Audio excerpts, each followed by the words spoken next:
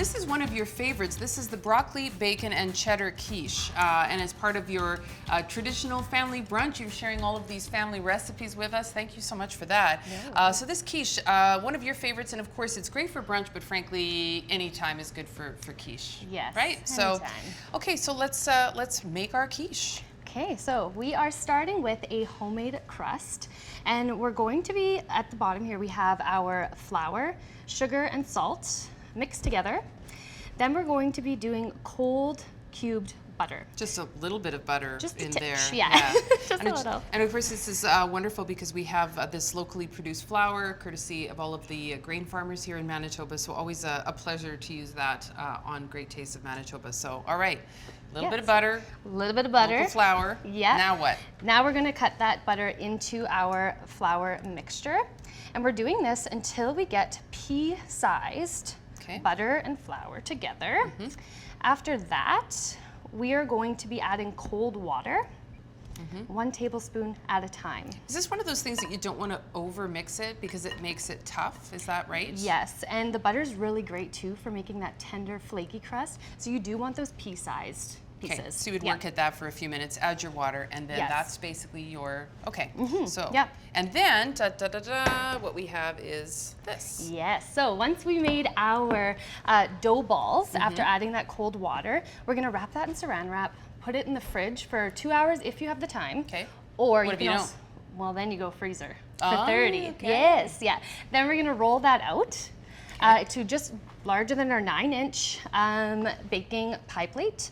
And then we're going to blind bake our crust. Okay, and so for folks who are unfamiliar with blind baking, tell us a little bit about that. For sure, yes. So blind baking your crust is a really great way to ensure that your crust is cooked all the way through, and we don't want that soggy bottom to our quiche, right? So instead of throwing all of whatever's going to go in the crust in there and then hoping that it bakes along with the crust itself, you pre-bake it a little bit. You pre-bake it. Okay. We poke our holes at the bottom with a fork, and then we put parchment paper too, and dried beans to give it a little bit of a weight. So it doesn't puff up too much, Doesn't kind puff of thing? up. Okay. Exactly. All right. Yeah. So that is our, you bake that for about 15 minutes until it's browned, and then we're gonna make our quiche filling. Okay, so you've got all these lovely things that you're going to include in the actual filling, and it's one of those things I guess you could kind of add a little bit of whatever you like, but of course you got to have the cheese in there. Yes. That's like integral. So. Quiche is really great for variety. So today we're doing the broccoli, bacon, and cheddar, but we're gonna start with our half and half cream. So is this kind of like taking it up a notch, isn't it? Yes, this brunch has a lot of love. A lot of love, sitting around afterwards going, wonderful. So then I'm gonna add my eggs in here as well to our cream. Thank you. And we're gonna do our salt, our pepper, and we're also gonna do our salt. Oh, here we go. A little bit just to stay in there. Yeah, there we go. We got our salt. Okay.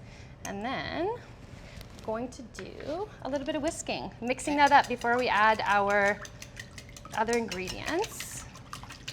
Now, I like to whisk for about a minute, making sure that everything's nice and combined for our quiche filling. We'll give it that time. Okay. And it looks like you've obviously pre-cooked the bacon, but the broccoli is not. Yes, bacon's pre-cooked. And then the broccoli, we have it nice and fresh so that we can get that little bit of texture in there as well. Chris, it's always, we were talking about the grain earlier, it's always just a real joy to be able to use local products. We have our Vita fresh local eggs. Wonderful. Next up, cheddar cheese. Cheese, please. Yes. So that's gonna go in. Then we have our broccoli going in as well. Then we have our bacon going in. Like, what's not to like about this? And then I'm stirring. So I'm not whisking because nothing's worse than broccoli getting stuck in your whisk, and there. Yes. So we're gonna do that. That is true. Yeah. And then once they're all coated a little bit, we're going to pour that into our crust. Okay. Yeah. So that's kind of how the prep goes, and we of course have can we manage that? We've actually got one waiting for us. So the key too to this, before we bake it, we're going to be putting a pie shield on it to help prevent the crust from browning too much around the outside. Yes. Yeah. Okay. But I also just like to spread around my ingredients too in there to make sure that you don't have broccoli on one corner. Like a whole bunch of broccoli or a whole bunch of bacon. In one Yeah. spot. Okay, so I'm going to bring out the one that you've already done here for us. Perfect. Yeah. And it's got that that shield on it that you were talking about. Yeah. Okay. So it was in there for about 45 to 55 minutes. Okay. And this is our pie shield. So I like to use tin foil just because everybody has it in their kitchen. True. You can also buy pie shields, but again, yeah. Okay. Awesome, beautiful. Ta-da! Look at that. There it is. There she is in all her glory.